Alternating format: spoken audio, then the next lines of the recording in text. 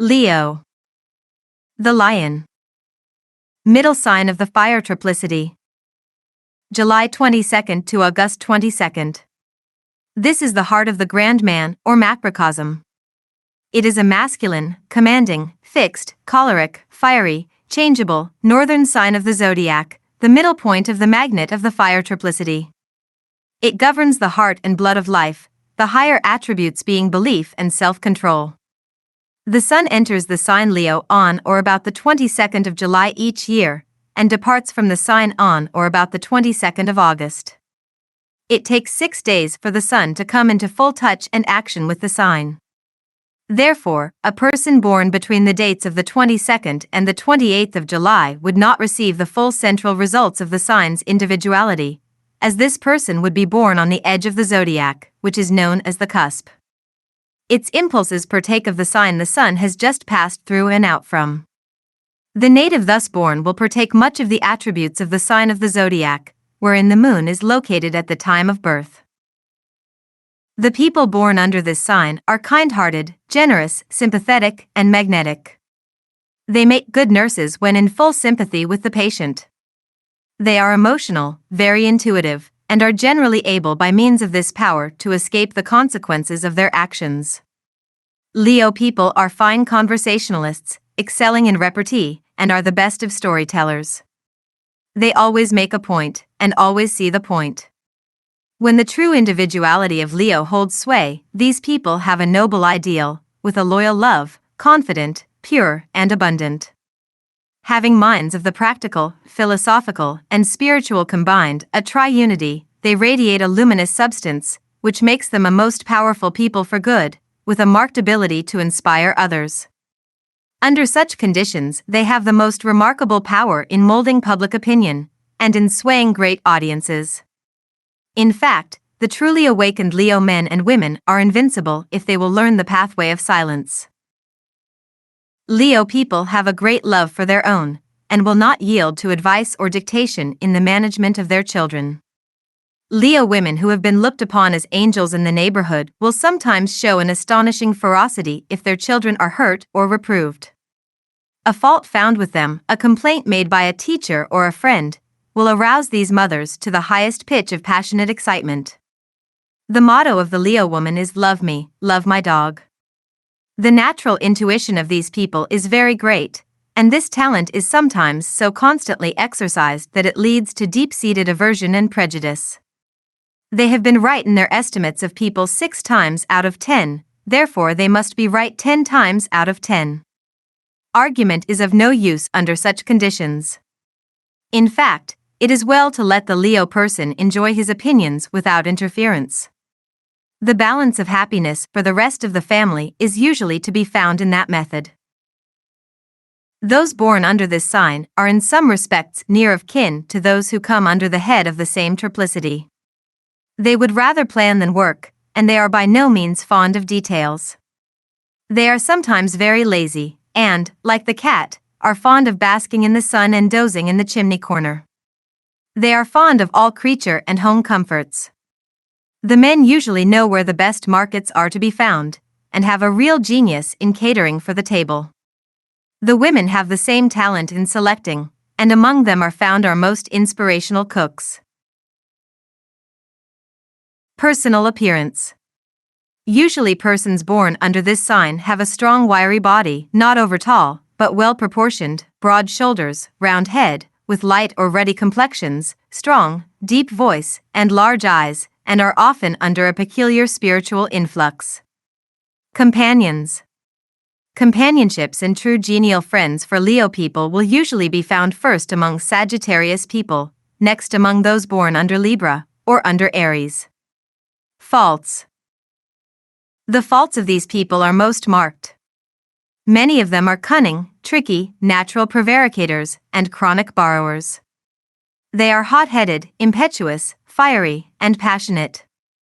They are easily attracted by the opposite sex, and are not usually distinguished for constancy.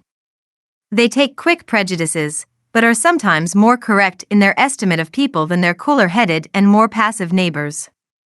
There are occasional liars to be found in this sign, and like the cat, some of them will appropriate that which is not given them. Leo is the only sign in the zodiac that is governed by the sun, and to this solar influence is ascribed the passion and impetuosity of those who come under it. These faults are somewhat modified in Leo women, proving the truth of what has been previously stated, that training and environment have their influence upon the mighty planetary forces. Our girls are more sheltered and carefully educated than our boys. They cannot give rein to their natural impulses, and so learn to dominate them. But a Leo woman who has not thus controlled herself will be apt to go even farther in duplicity and appetite than a Leo man. When these faults are overcome, there is no better, stronger, or more helpful person among all the signs of the zodiac. Diseases. The diseases to which Leo people are liable arise from weakness of lungs, heart troubles, violent fevers, back and kidney troubles, which any long-continued despondency will greatly increase.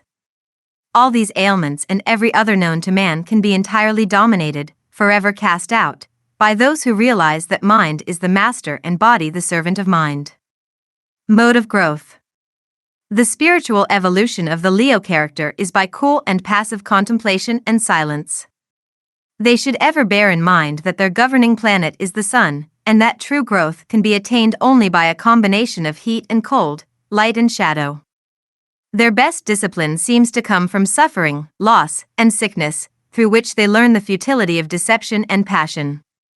Every Leo individual should be sure to set apart some moments each day for silence and repose, also periods of absolute solitude. Only in this way can true polarity be obtained.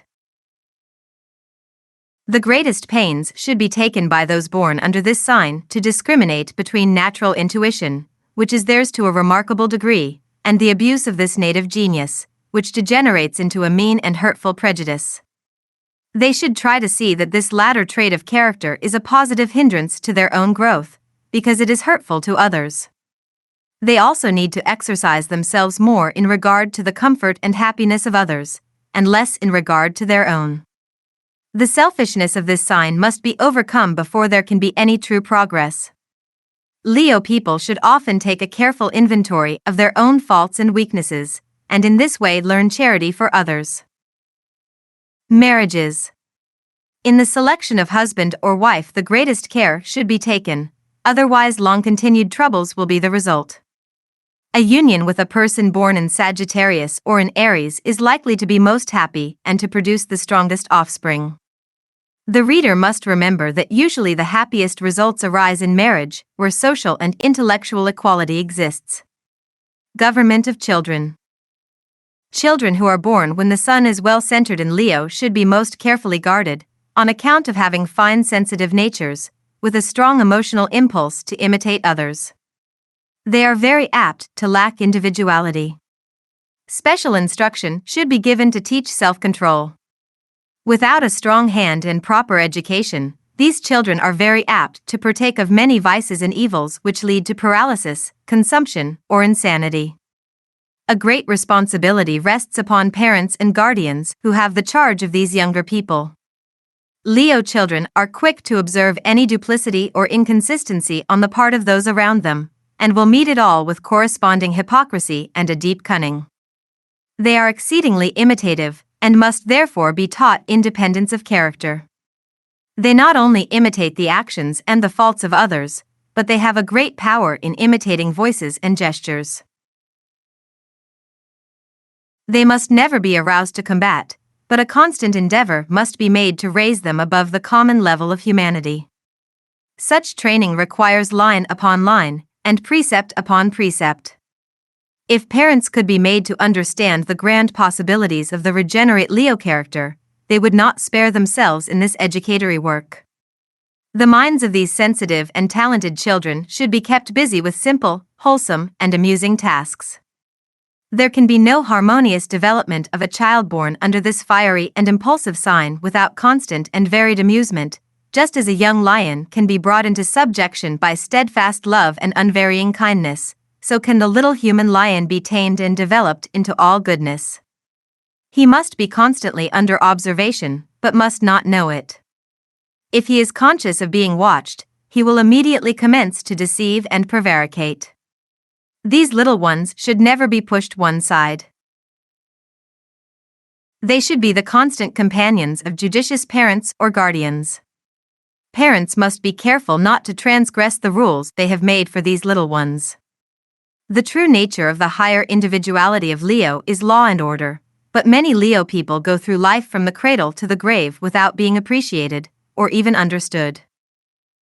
This sign is governed by the sun, and the gems are ruby and diamond. The astral colors are red and green.